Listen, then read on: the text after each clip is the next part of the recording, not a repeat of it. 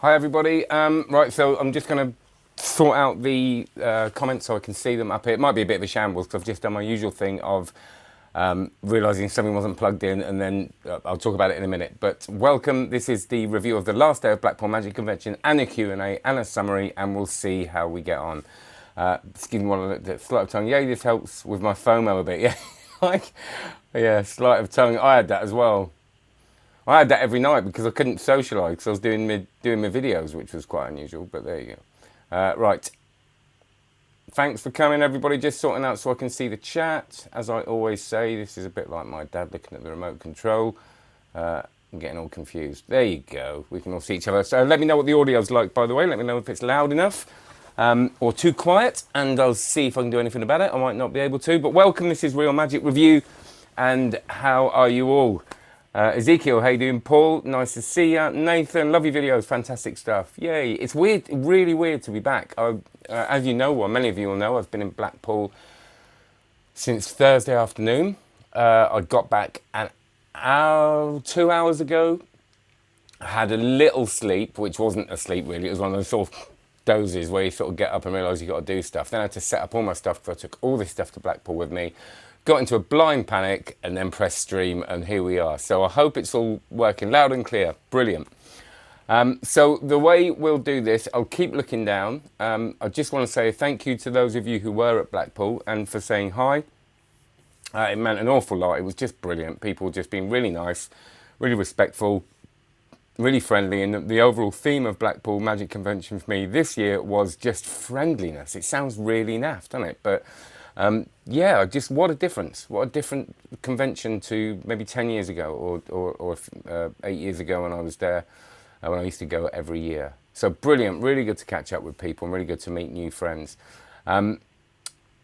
Good, right, so we're here. So I'm going to go through the whole convention was a really good one for me this year. The first time I've done the whole thing in quite a few years, with a very different head on me. Do ask questions as I'm talking. The first bit is just waiting for people to turn up and stuff, so it's always a bit rambly. So if you've watched the last videos that have been a little bit more edited, I wouldn't say they've not been rambly, they have. They've been tremendously rambly. But this is the reason why I haven't really said anything of value yet, is because people are still turning up. Howdy, there you go. Hi Manish, welcome. Stuart, Brady, Nathan, Tom Rolfe. Something really cool happened. Someone donated some. This is really weird because someone said to me you should set up a Patreon account, which I shall do, for people who want to donate. And the reason this started was because when I was at Blackpool, I was getting up at 6 o'clock and editing and filming and working really till midnight. Working, it's not really working, but going filming and making sure I had stuff to talk about, that I just didn't sit at the bar hanging out with friends, which probably wouldn't have been that great because I don't drink at the moment anyway. But someone said, you know, you should set up a Patreon account for donations. So I shall do that, just with no expectation whatsoever. Because I kind of said, well, who wants to, you know, the whole point of YouTube is it's free. But as you know, if you want to support the channel, sign up for Card Magic course, because it's a great course anyway. And I will be opening a Patreon account for those of you who just feel like you want to donate every now and then.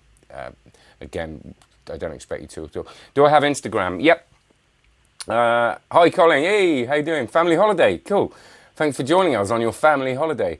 Yes, Instagram, it's at Real Magic Review, and I have a personal one which is at Steve Faulkner. The personal one has the magic stuff on it as well. I just tend to put a little bit more personal development-y stuff on and pictures of my kids every now and then. I don't put that much pictures of my kids on, don't worry. So you can follow both of them if you want, or if you just want the magic stuff for magicians, it's at Real Magic Review on Instagram. I don't really use Twitter that much. Couldn't get to Blackpool. What was your trick of the convention? Right, well, we get on to that. I've got a bag absolutely full of magic tricks. So what we're going to do is afterwards, and this is like the dream, right? This is living the dream for me, kind of, until I realise I've got to review it all, and then it starts keeping me up at night. But I have kind of got quite a long time to review this. So I've got lots of things to talk about here. I didn't get that at Blackpool, I bought them separately. I've got a book test. I'll go through this in a minute, and I'll go through what people were talking about, and I'll go through what I think was the trick of the convention, which I'm still not sure, but there's a couple of things. So I'm just getting them all out of the bag. And there are a few things that I haven't used yet, but looked really interesting. So there you go. So there's a big bag of stuff here. There's like 15 things there. And then I've got books. But it was a convention of books, I think. What's happening is that people are realising that books are really cool again. Yay! There was a kind of minuscule slice of time where people go, print is dead. It's not. Look at these lovely things. It's joyous. But I think, so Vanishing Ink had, again, not affiliated to Vanishing Ink. We'll talk about that in a minute. But I love them to bits. But I'm not saying that because there's an affiliation. There's no commission, nothing like that. But they're really pushing the books at the moment. And I've got 5 books up there to read. I've got the Regal book, and it was books and close-up pads, which is what I said before was what really got my interest, and maybe indexes.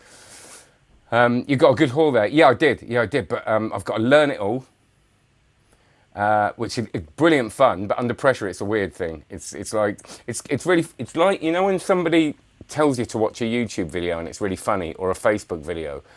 Now, I love watching funny Facebook cat videos and YouTube videos and things like that. But you know when you've got to be in a mood for it and someone goes, watch this, and you've got to go, and you're kind of under pressure to find it funny. It's like that, learning this for review. You're kind of under pressure to learn it and read the books. So it's still good, but you kind of sometimes wish you could just take a bit more time. But that's a very, very first world problem, isn't it? Not complaining, it's wonderful. It's brilliant. So, Will Switch 1B is popular as Level 1. Very, very different. We'll get to this in a minute. Shift Volume 1, Volume 2, only just got them. So I will be reading the Shift Volume 1 and 2. Okay, what I'll do is I'll review bits of... We'll do this differently. I'll review the bits that I saw on Sunday and then stop. And then if you've got any questions, I'll answer some questions on that. Now, the way it worked, I missed a lot of the morning stuff, which was a real shame because I was getting up and... doing the editing and all that sort of stuff, which was great. That was quick. It was just finding somewhere with fast enough internet to upload, converting the conversion process, all that stuff took so long, so I had to keep going back, keep doing that in order to post the videos in real time, real-ish time, because I really wanted that sense of sort of, for those of you that weren't there, to kind of be coming along with me. So I kind of missed the morning stuff, but that's fine. That's the way it is. I think I saw a lot. The first thing I saw on Sunday was a lot of dealer stuff, spent a bit more time there, but I saw the Uri Geller talk.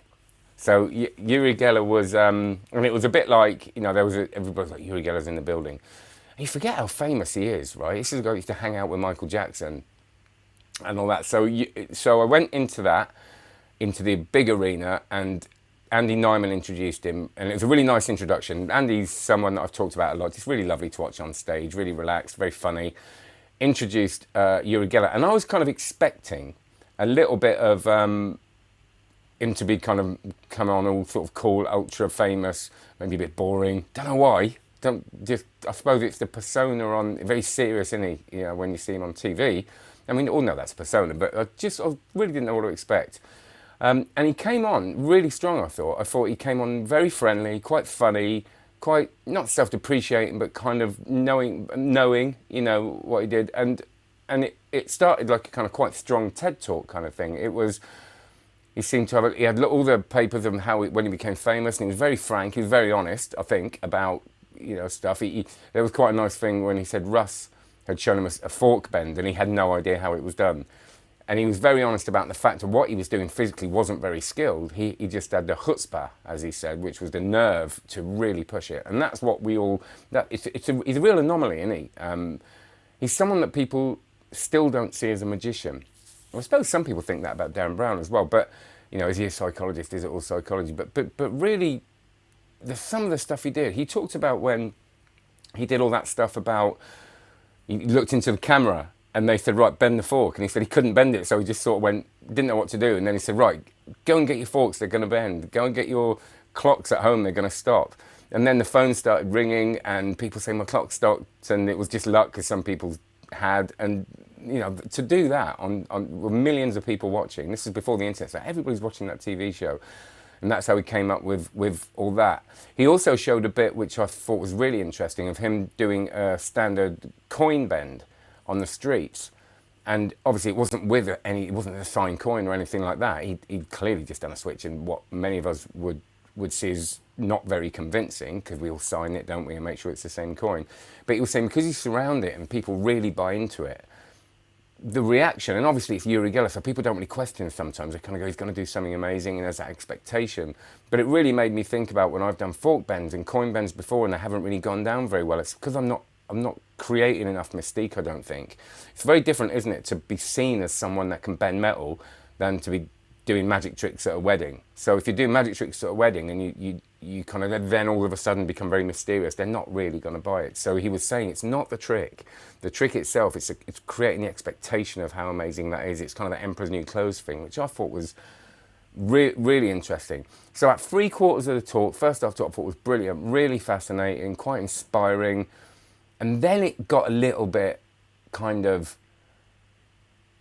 almost like he'd run out of a few things to say. Look, he got someone on stage for about 10 minutes and then kind of said, I've forgotten why I got you up here. And it was very funny, but she didn't really do anything. He went, sort of, you can go back. But because of that, he kind of felt a bit bad and he signed a spoon for her, and Uri Geller signed spoon. Imagine that. So again, quite light-hearted, and then he started going into a bit of, and by the way, if you want to succeed and you smoke cigarettes, you're a loser, and if you take drugs, you're a loser, and in all that kind of stuff. And I went, all right, yeah, here we go. So it kind of finished, but then he did some tricks at the end, and it was fine. So it was very good, brilliant to see. It's Uri Geller, isn't it? You know, the fact that you're watching Uri Geller do a talk on stage is really good. It's great. I did get little bits of footage, but obviously because it's live, I won't be able to get them in. But tiny bits, so you're not gonna miss a great deal. If some of you really want to see it, I'll maybe do a little video of what we saw, of what I saw. But yeah, very interesting. And then after that, it really was Dealers again, which I'll talk about in a minute, and the Girlie Show. But first of all, any questions on the Uri Geller stuff? And you can read this. Yes, I can read that. Hi, mate. Curious what Card Shark Germany had. Yeah, I'll talk about Card Shark in a minute. Not anything that new, actually. Stuff that they had at the session, but we will talk about that. I saw the new hole matrix. Is that what? Because someone asked me about the hole trick, and there was a couple, and maybe it was that one, and I didn't see it. If you weren't at Blackpool, there are so many dealers. It's really hard to, and you walk along, and it's like, it's just rammed, and a lot of the time you can't even look over people's shoulders to see what's going on if someone's demming something. So it's very hard. The other thing about Blackpool is that, was there a backlash to Geller? I'll answer that in a second. The other thing is they do put a lot on, and you can't see everything, and you certainly can't see everything and have loads of time at the dealers. You're going to miss something, and I thought it was more important to report back on the things that you'd want to hear about, like the Geller thing, and the Matt King and Lance Burton thing, which I'll talk about in a sec, and the Girlie Show, and the dealers. But I did get to see all the main dealers, but there will always be things I'll miss. There wasn't really a backlash to Uri Geller, I don't think. I think a lot of people were saying what I was saying. It was started off well, and then it went a bit kind of whatever, but it was nice to see him. Apparently he was charging £100 for a signed, I don't know if it was a photograph, it was a signed comic, I think. And that was £100, yeah, you know, that's full on. Especially if you see that Lance Burton and Matt King were signing for ages. They did their thing and they were sitting there. I walked past a couple of hours out and they were still there signing. So, and I don't think that was £100, pretty sure that wasn't. So I'll talk about the next bit. Let's DM me on the Insta about the Matrix. Yes, do, that'd be great. Place by kind of hard to find. Yeah, do that, because someone asked about the Matrix and I'll see if it's the same one. Someone asked about, was there a trick with a, tell me if it was multiplying holes. Is it multiplying holes and you move the holes around? Because if it is that one, someone asked me about that, so that'd be good. You've answered the question for me, which is lovely. The next thing I saw was Lance Burton and Matt King doing a Q&A. And that was interesting because I looked at it, you know, the queue, it's just this huge queue, and I tried to sort of wiggle my way in and pretended to be pressed with my camera. And I got past the first bit, and then the next bit, they wouldn't let me through, which I was gutted. So I was thinking, oh, I could have got to the front. And then, when the queue had gone down, I kind of put my head in, and I could still get in. And then one of the Blackpool Magic Convention organisers said, oh, come to the front.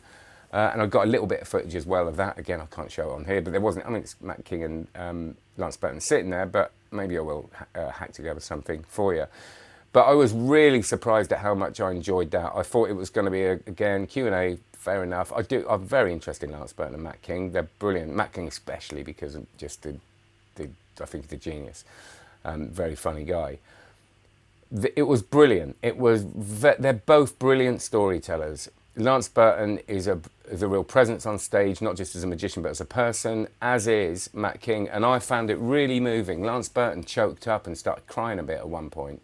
And it wasn't one of those false kind of like Michael Jackson used to sing every time he sang She's Out of My Life on stage. I sort of used to do that every time and fake it. But no, and it was really moving. It sounded like they really wanted to be there. And what was definite was they both kept talking about how amazing it was to be at that convention, how well they'd been treated, how friendly it was. And that wasn't just fake. It wasn't that fake kind of, hey, it's great to be here. They kind of went really into it. And Matt King's response the night before on this show was apparently like 5 minutes of just people cheering, and he got really choked up about that. So it just really nice to see. Brilliant, brilliant, brilliant stories, which I won't ruin for you if you ever see them on video, tell them. And an absolute joy, really inspirational. The big message was, if you want to get good and you want to be a good performer, don't listen to any of the other stuff, just do loads of shows. They said you will not find one seasoned performer that is really good at what they do, that hasn't just had the stage time. And I know it sounds obvious, but some people do try and sort of cut the corners with the marketing and getting the gigs before actually making sure they're really, really good. And none of them would have got those long runs at Vegas had it not been for the fact they were just really good at what they did, and they were focusing on the show rather than getting the gigs at the beginning. So I think that was a real highlight for me. It was great. So we're going to the Girlie Show in a minute. And again, very respectful, a little bit of the Q&A at the end. And they, like I said, hours and hours of signing stuff. So let's have a look. We're just watching your other video and this notification pops up. Yay. Chris Angel being announced. Yes, good one. Yeah. Steel foam penetration. Chris Angel, steel foam penetration. Steel foam penetration, yeah, I'm talking to him about that. I didn't see it. Every time I walked past, I wasn't that interested in it really. It was like a case that goes on a phone, and I think it was one. To me, I wasn't that interested in it because I didn't see it. So I heard about it. It sounded really good, but when I saw it, I thought, is that the sort of thing I'll do? And I thought, not really, because it looked a bit gimmicky. But I don't know anything about it, and when I think that, quite often I then play with it and go, no, I'm going to do this every day of my life. So. His Miranda stuff is very good. It's all brilliant. I am going to talk to him about it. I can't get it. I can't afford to buy the stuff. And he said email me like everybody did. But, you know, if you want me to review stuff, if you do go onto the websites of the creators, don't hassle them. I don't want them to get hundreds of emails. But it might be worth saying, you know, is there any chance of getting your stuff reviewed by Real Magic Review? I don't know if that's the right thing to say. Maybe don't do that. I don't know. But if I do it, they kind of don't listen to me. Or if you see them at conventions, maybe give them a mention or something like that. But some of them were really lovely, and they were saying, yeah, definitely. But I think when my subscribers are up to like 10,000, that's when people sort of go, right, yeah, we're going to give him all our stuff, that expensive stuff, because I'm not sure how much he needs the reviews. I presume he does, because he's turning up, and you know, there's 4,000 people there, or 5,500, and with this amount of subscribers, maybe it will help. I don't know, but yeah, you may be able to help me there. The Chris Angel being announced for next year, yeah, I think it's going to be really interesting. I'm really interested to see what he does. Apparently his show in Vegas started off and nobody was saying anything good about it, and now people are saying it's incredible. So I think they did the right thing. The show launched, it didn't do that well. People were kind of slating it a bit, and then they completely changed it, reworked it, and apparently it's just one transposition after the other, or teleportation, and it just felt like the same thing.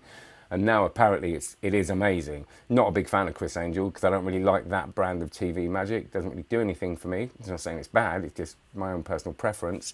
I prefer people geeking out with coins and stuff, but it is something I'll be really, really interested in. The spectacle will be amazing, the buzz will be amazing, and I'll be really interested to see what he thinks. Oh, and I know I got all gushy about Arturo Brachetti, but the first thing that Lance Burton came when he came onto that Q&A, he looked at the audience and said, was anybody here last night? Everybody went, yeah, and to see the Arturo show. And then he said, wasn't that the most amazing thing in the theatre that we've ever seen? So it wasn't just me, that was Lance Burton. And then me and Lance high-fived each other. No, we didn't. That's going to appreciate review on items which are significant investments. Well, this is the thing. What happens is, I think, is that I don't get sent stuff that will naturally sell very well. So his stuff is is it Joanne Miranda? I always pronounce the first name wrong. But his stuff always sells very well anyway, so there's not that push to give me the stuff. But then you're more interested in it, so it's a bit of a win. It's a difficult one. I don't really want to review stuff no one's interested in that they want to push.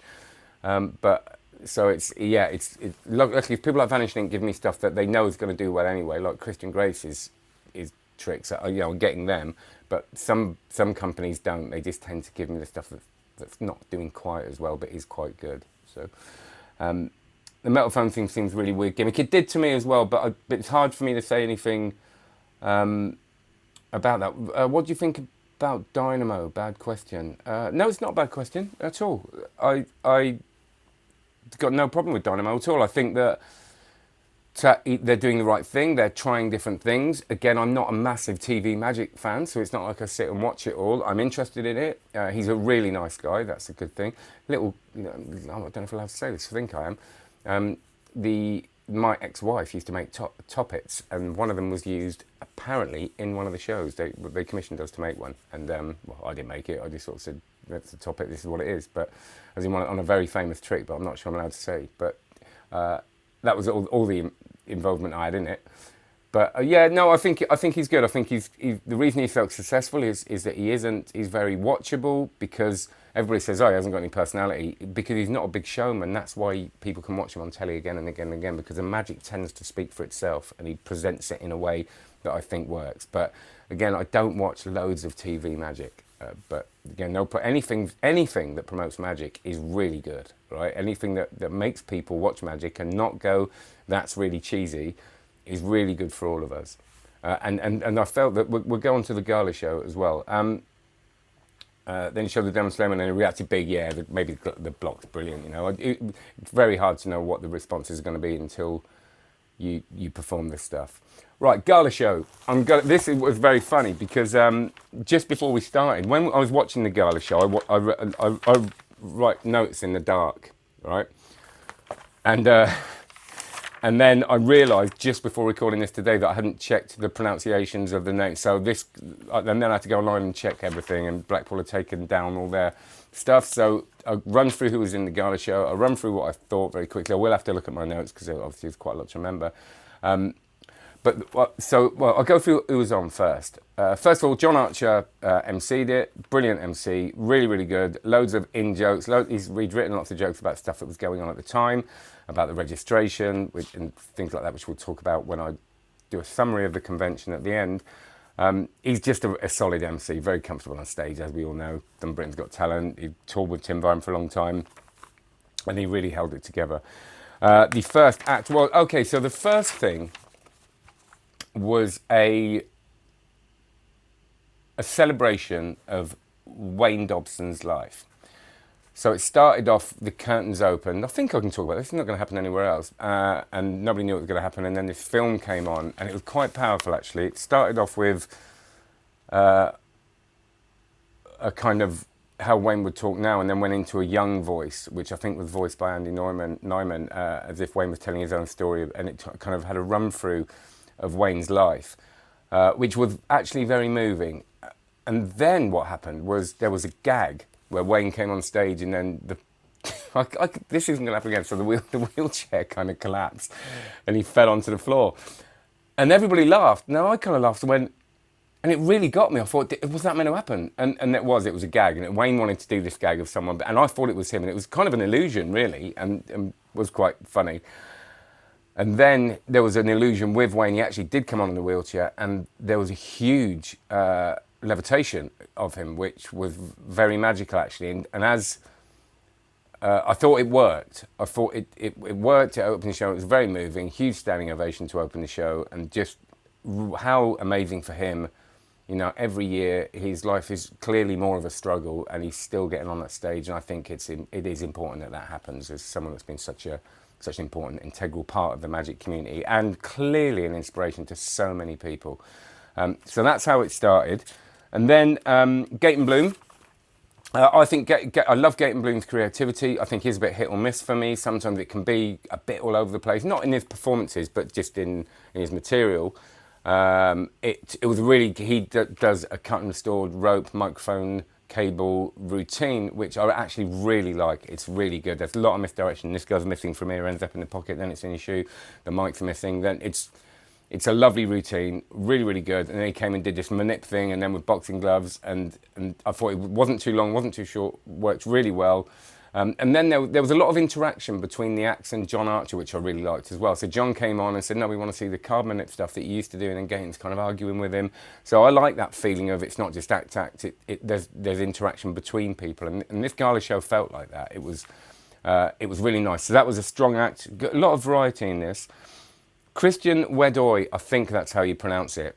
Escapology, right? He'd done a lecture, which I hadn't seen, but my friend Jason Deverell saw it, and he said it was a great lecture. He said he's not into escapology and stuff, but he was talking, he helped people in the audience learn very quickly to hold their breath for longer. He was talking, a really good storyteller about when he was on TV, on the equivalent to Britain's Got Talent. Sorry, I don't know what country it is, that's terrible, but that's when I was panicking at the beginning.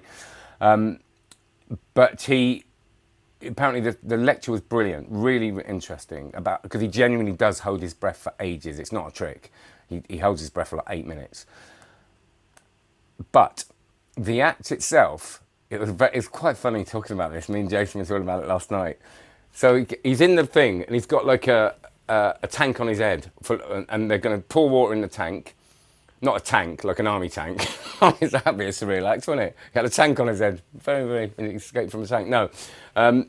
He had a tank, and then his assistant, this guy came on who he works with, and said, okay, he's not talking now because he's getting ready to hold his breath, which is very, very true. And we're going to put the water in the tank, and he's going to pick the locks and get out. So the water went in. At this point, Christian hadn't said anything. And then there was like a 7-minute breath hold escape. But nothing really happened other than now it's just an opinion. But Christian hadn't said anything. And it was there was a bit of music in the background. The guy that he's working with, sorry, I don't know his name, was spending a lot of time just looking at him and sort of going, right, that's 7 minutes, 6 minutes as we're going on. And then when he escaped, the water went out. He got up, waved, and then walked off. So Christian didn't say anything. And I kind of get it, but it was a weird way to start and finish an act. Because there wasn't enough said, nothing built for me. So you escapology is like, you kind of know, and I was an escapologist for years, and you kind of know they're going to get out, right? You know they're not going to die on stage. So you need that kind of explanation or something to make it exciting. To me, I was exhausted, and I thought I'm going to have a bit of a kip, and I did. I kind of went like that, and then I looked to the side of me, and a friend of mine, Matt, and he was like that as well, and then we both went, and the end was great, but I had a bit of a nap. So, sorry about that, but that's the way it was. It was a nice little interlude. Callen and Ginger, Illusionist, I didn't think were going to be my cup of tea. Ginger did a beautiful floating ball routine, and I do like a floating ball. I just think when it's done well, it just looks very, very magical. And then he did a multiplying ball routine, which was a little bit flashy, I will say. So it was good, but the illusion was killed a little bit because it was a bit flashy. But then they did a sawing a woman in half routine, and this was really interesting because that's usually the moment I go, all right, another box thing. It was really good. That for me is when their act totally picked up. Ginger was very funny, and what I liked about it is it was a medical table, and she was going to get on it, and they put the box over her, cut her in half, and she was the one in control. She wasn't the victim. She wasn't the assistant. She was the one being very funny.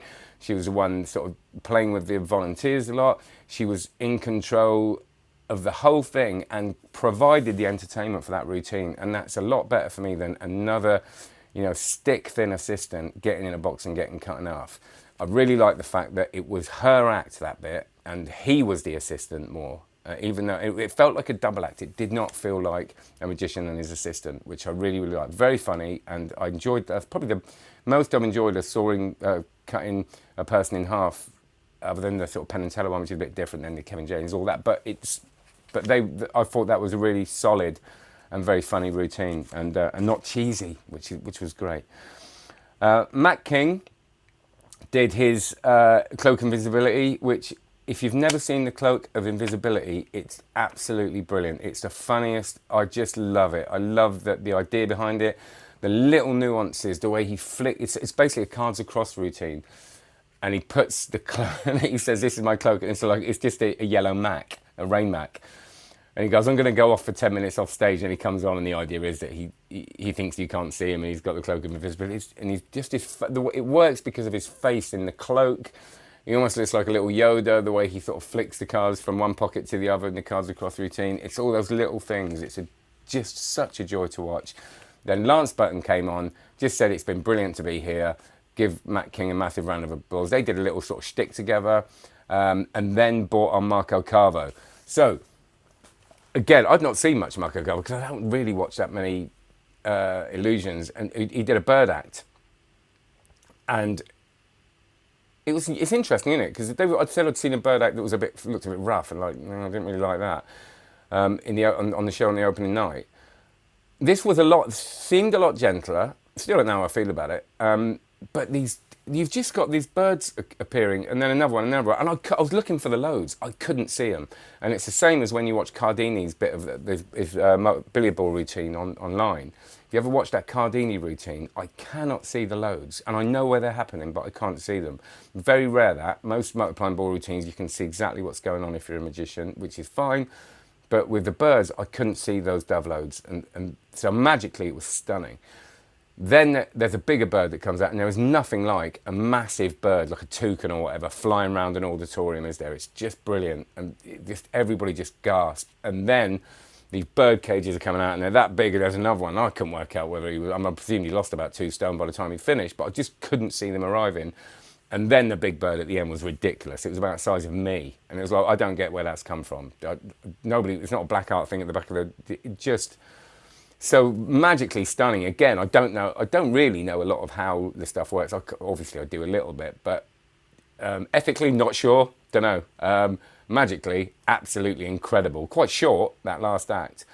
And then it was, thanks very much, next year we got Chris Angel, go and get your tickets. And there were people in the bar afterwards who I know buying their tickets for next year. So that was the Gala show. A long rundown. The show, it was good. It's impossible to please everybody with a Gala show because I'm more of a comedy. I could watch someone like Matt King put comedy magic and skilled magic and a bit of illusions.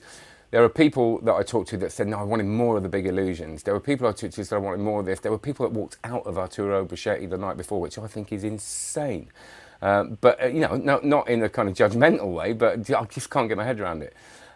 So you're really on a high to nothing with a Gala show. If you put too much in one thing, so it's a hard thing to do. Ah, man, I forgot the Ventriloquist.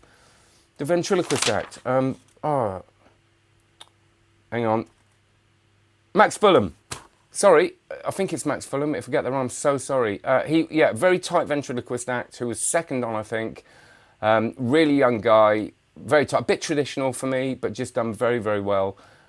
Sorry, Max, if you ever watch this, I doubt if you will, but it's, and if it wasn't for them, do correct me, and I'll talk about it on the next video, but I was writing in the dark. So I thought a lot of variety. It was a solid Gala show, but I left not elated, but in a really good mood and feeling that I had seen something really good. So I think that's probably all I'm ever going to get from a Gala show. I don't, sounds awful, but I love magic, but to watch 2 hours of magic, I think needs to be broken up for me. And, oh my God, I forgot someone else. This is terrible. Maria Surratt, a Russian contortionist who did a stunning handstand act. Don't know why it popped into my head then. With like a kind of pop art. It was really designed beautifully, this handstand act, on a kind of armchair. It looked like just an armchair, but it was clearly a handstand chair.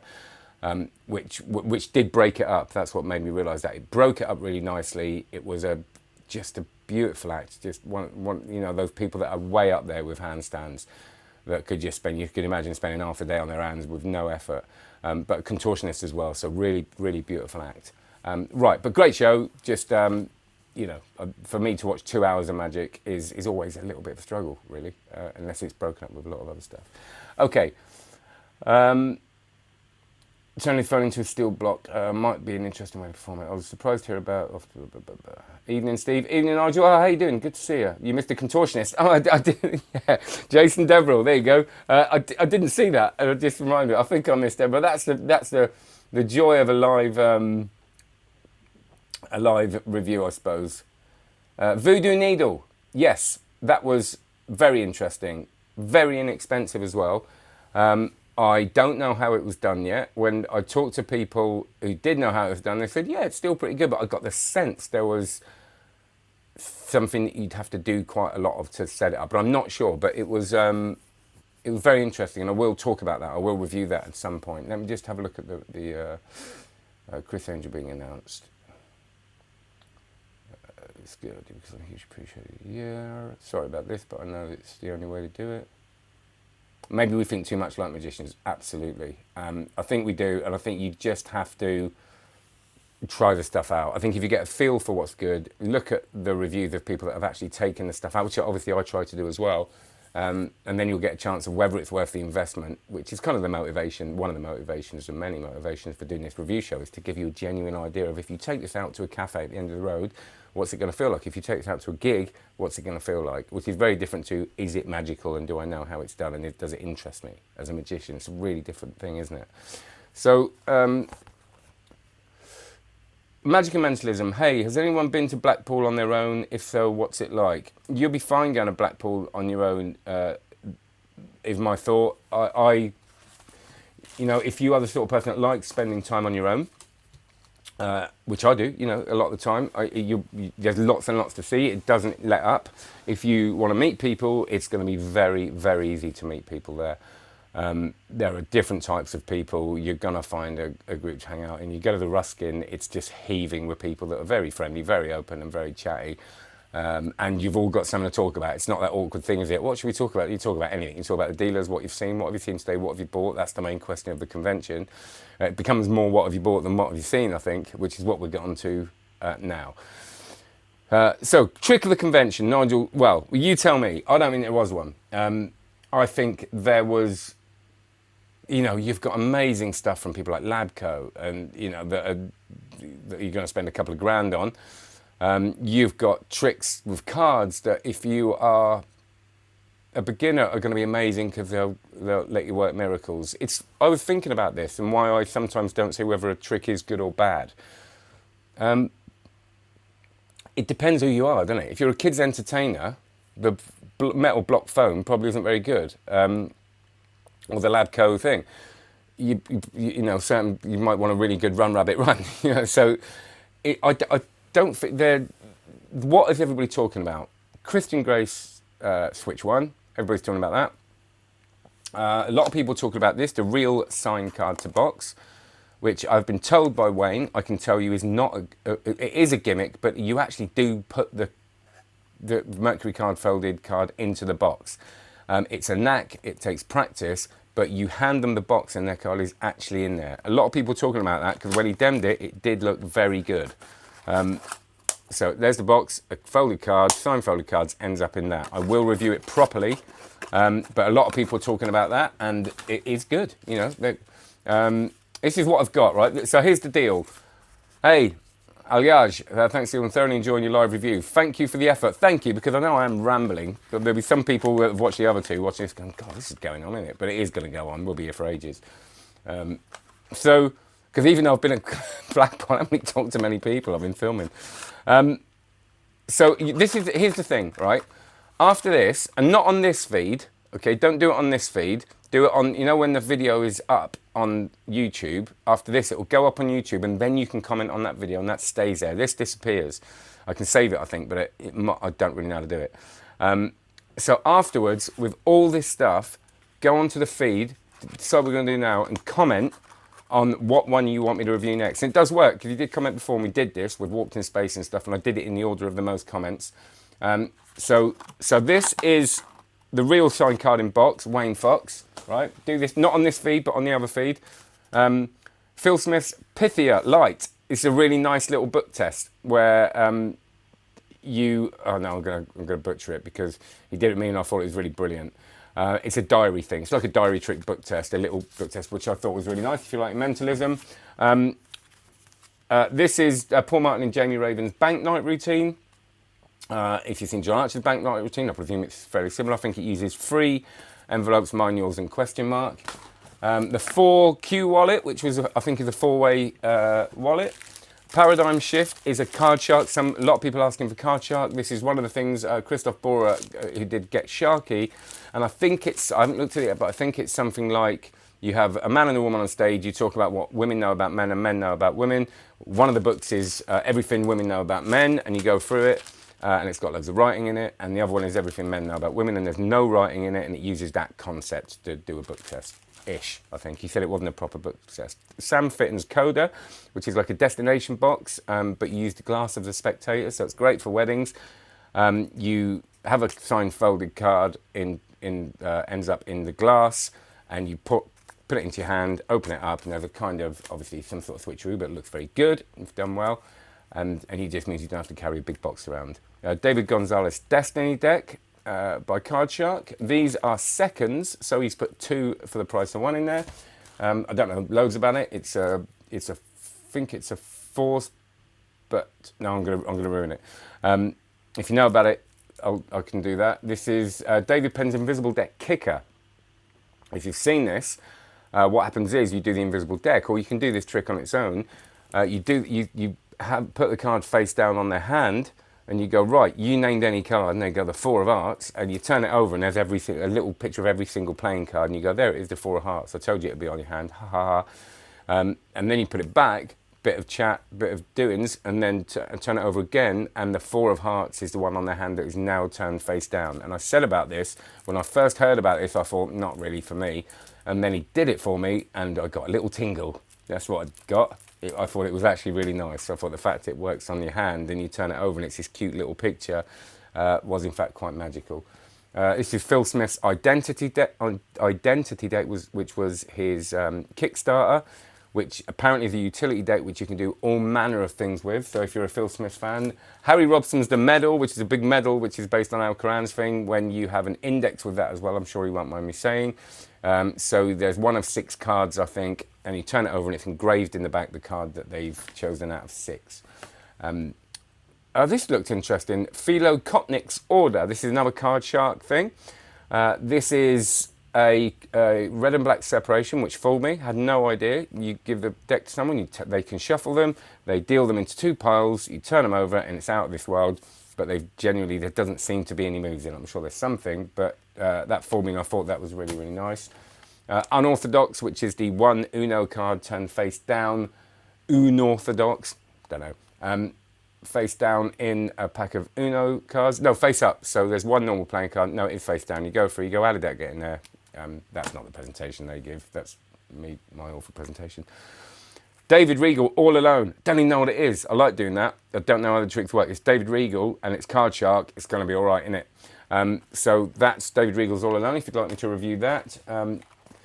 Some of this stuff isn't out. This is Vanishing Ink's new like ninja rings that do something else. You can basically open your hands out and show them for people who know about the key ring.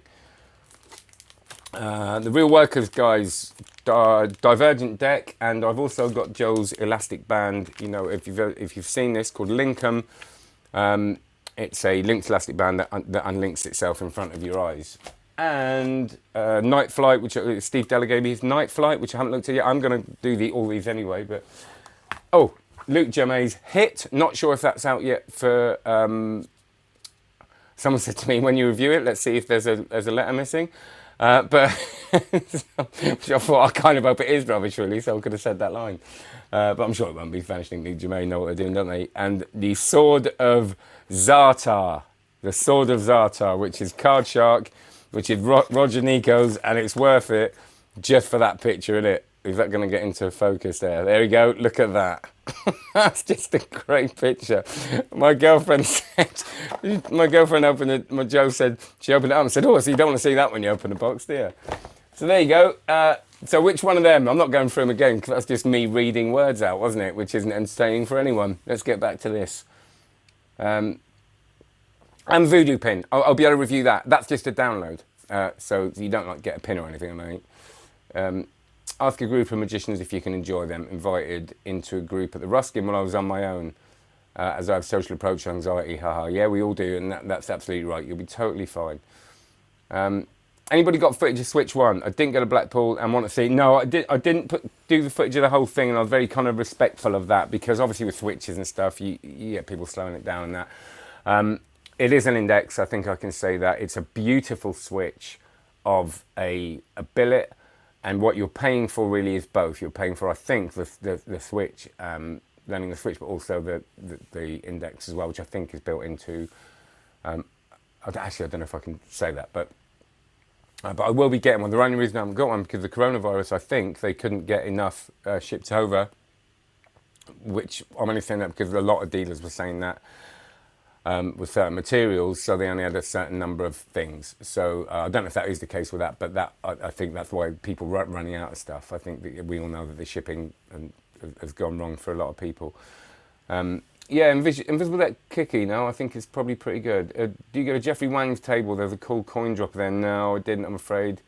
All Alone is a great effect. A freely chosen card is named by a spectator. That's the only card in the deck. The other's a blank. Great. That's going to be good, isn't it? Close-up pads from Vorst and Bosch.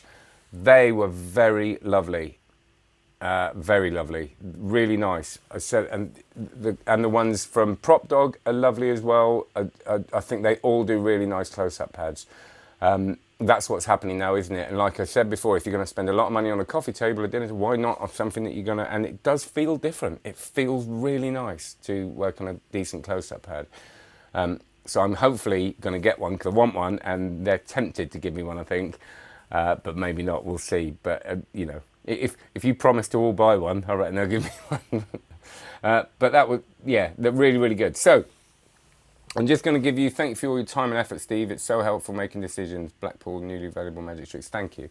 I hope you like it. And I hope you like it even though it's all rambly like this. My summary of the Blackpool Magic Convention 2020 was, it was a whole different thing from my experience of Blackpool years ago. It's the first time in a long time, like I said, that I've done the whole convention. I loved having this mission of getting up early in the morning, doing these films and being focused. It was exhausting, but in quite a good way. The whole social thing was brilliant. I didn't do the very late nights at the Ruskin. I did last night, well, late for me, about 2:30, and it was brilliant. And it was, who was it that did, oh, I can't remember his name, I have a mental block, that did Optics. He came up to me and said, oh, Steve, thanks so much for the review of Optics, and people sort of saying thanks a lot. So that was really lovely for my ego, obviously. But it was brilliant. So if you're wondering whether you should go or not, do. And I'm not paid by Blackpool to do it at all. They give me a pass for doing the videos, but I don't think you're disappointed. It had its issues. The first issue, which was the big issue, was the organisation of people getting into the building. Now, what happened was, it took people like an hour and a half, 2 hours to get into the building, and they'd already registered.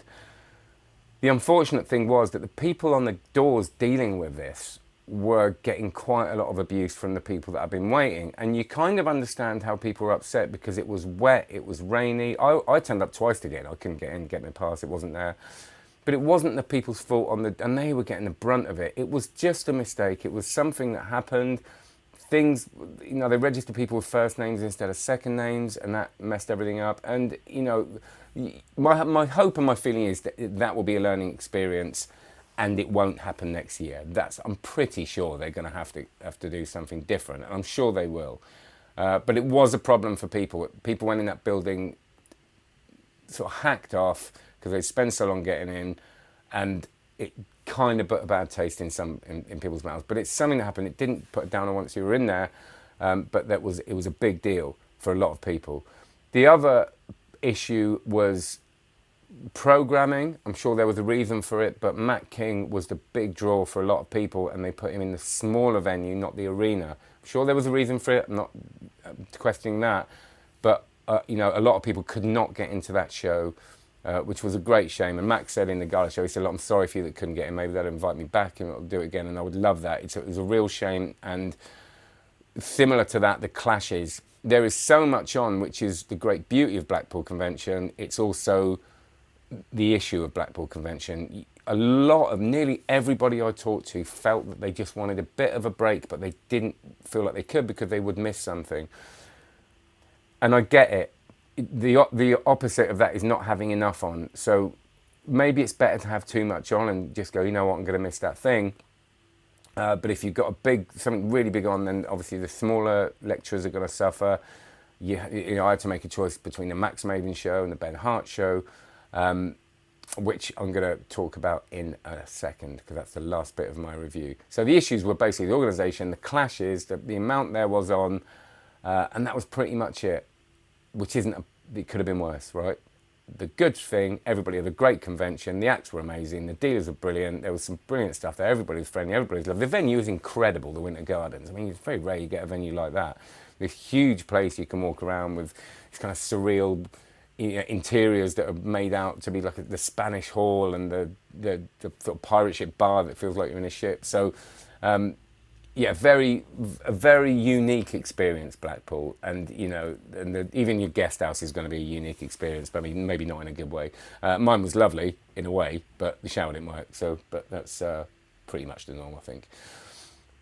Two other things I saw very quickly. Ben Hart's show. Ben Hart's show felt new. And I've heard since, a little bird tells me, that he'd edited the show down. He'd had to edit the show down for the convention, and that explains everything. I thought he's got a lovely presence. The show is clearly very good. It's scripted, maybe too scripted for me a couple of times. It felt like he had a few times when he broke script, and I felt like I wanted a little bit more of that. The magic was great, but the hardest thing for him, I think, was the fact he was doing tricks that we all know, which is exactly what you should do, because I said before, he does like Gypsy Thread, he does Shuffled, he does the Egg on the Fan, he does the thing with a peach, which I think is his, but ends up in where the stone of the peach would be. It's all brilliant classic stuff with these stories around them. He does the bowl routine, the Benson bowl routine, the rice bowls, with this amazing thing where he had this material spread out, and that was the river, and the person in the river, then he changed place with the person in the river, and he had the water where the person in the river had the rice. And I haven't done it justice there, but I'm just there was a lot of metaphor in it, and it was lovely. I just think it felt like it needed to flow a bit more for me, and it totally answers the question that it was sort of edited down. It felt a little bit like it needed a bit more working in, which he'll probably be offended at, because he probably has worked it in, but he probably had to cut half it out, which means that he couldn't do it properly. But if it tours, I'm going, without a doubt. I think it's going to be a lovely show. He's got a hard job. He's got a hard. Yeah, I thought the audience were difficult when he had them, meaning they were very nice, but not the kind of reactions you would get, because when you start doing the Gypsy Thread, you know what's going to happen, right? So you're not going to get that genuine wow. And they had put his lecture on before he'd done his show, which was a real shame, because obviously a lot of people have seen his lecture. And were then seeing the tricks that he'd lectured. So it almost felt like demonstrations sometimes, which isn't putting him down, but just because of that. But really, really worth seeing as well.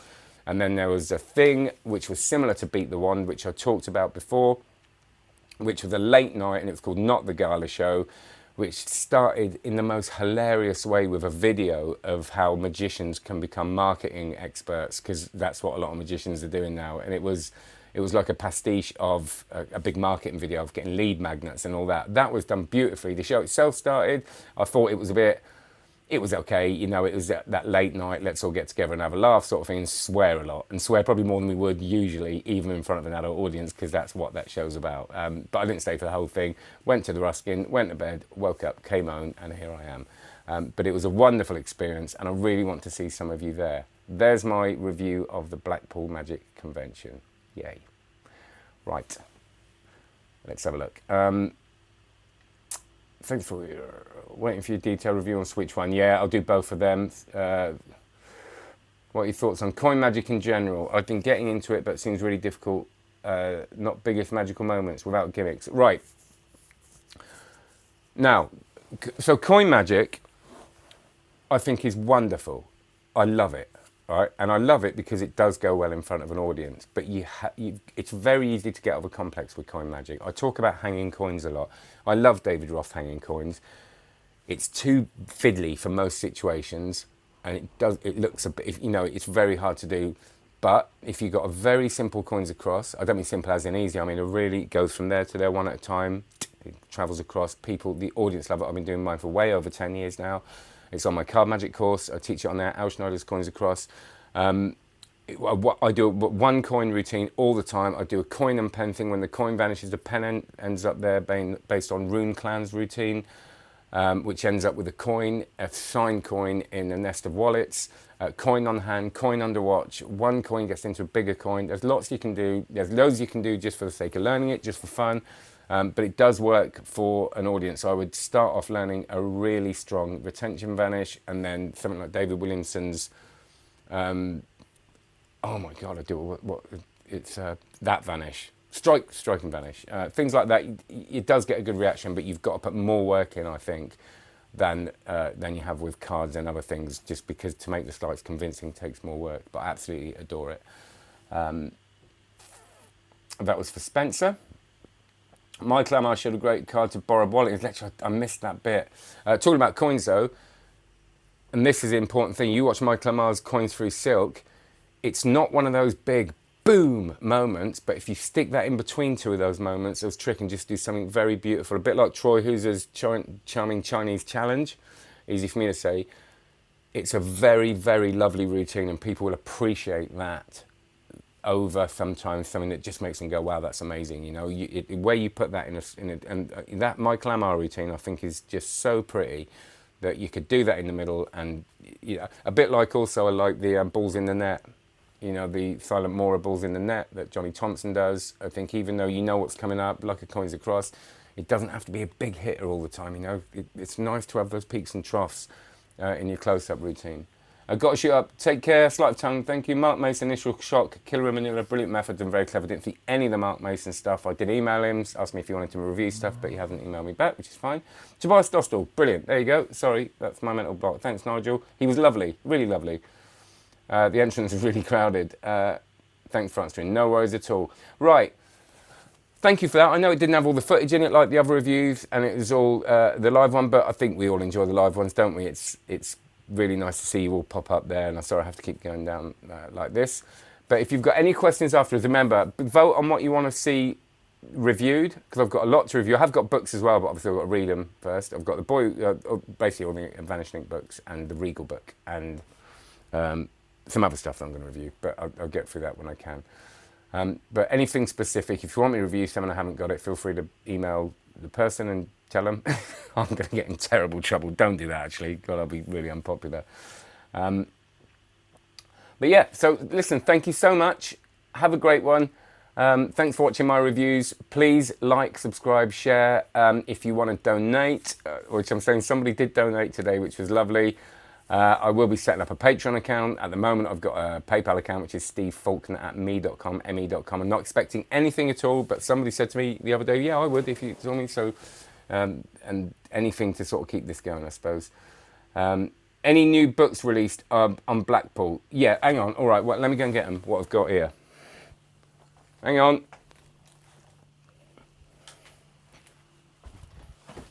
This is what I've got, and they are all Vanishing Ink, because there wasn't a lot of people doing new books. Boy Who Cried, Andy Gladwin's book. Remember, some of these aren't for general release yet, so it might not be worth me doing them yet. Parlour Tricks, this is Morgan & West, who are brilliant. I love Morgan & West. This I'm going to do soon. This is Ben Harris's Machinations. If you saw my, and I didn't know this, if you saw my Warped in Space thing with the last bit of Warped in Space, I think this is the book on that whole concept. A really, really beautiful, lovely idea, very unique book. This isn't from the convention, but I bought it and it arrived when I got back.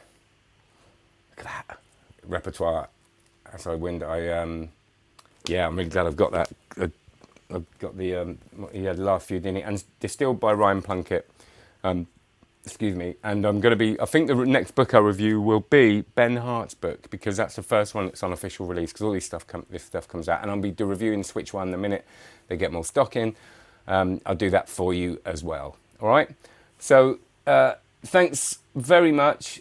Yeah, do you know what, Spencer, you know, all these book things, the Okoa retention looks amazing. I don't know some of this stuff, you know, because I get sort of into what I'm reviewing. I do miss stuff, so if there's anything you think I missed, do put comments on, again, once this video's up, because this will go away.